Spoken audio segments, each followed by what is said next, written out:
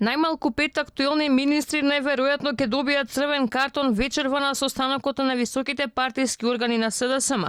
Извори на Алфа од владеачката партија брифираат дека прв на удар е министерот Горан Сугаревски, кој заминува од транспорт и врски, а на негово место во игра се две имиња.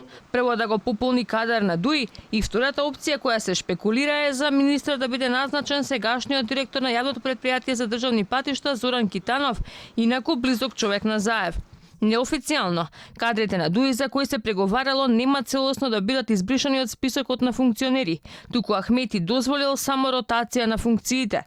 Така, според нашите извори, прв кој би требало да замине од министерската позиција е Садула Дурако од екологија, ама за него се крои министерско место во новото Министерство за Рамковен, што значи дека од игра излегува Хазби Лика кој досега беше проблематичен со недоаѓањето на работа. Во очи на денешниот состанок, дел од министрите не сакаат директно да одговорат дали нивните ресори ќе ги зафати метлата. Министерката за труд и социјала Мила Царовска вели, верувала во одлуките на премиерот. Јас верувам во промени, промените секогаш носат добри работи, но исто така верувам и во одлуките на премиерот и сигурна сум дека ќе ги направи врз основа на учинок на секој од нас како министри и врз основа на задоволството на граѓаните.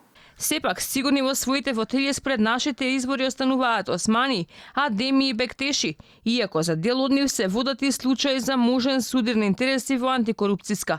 Од ДУИ пак наместо за кадровски смени, притискаат за така наречениот ветинг на функционери за контрола на нивното минато пред добивањето на функциите.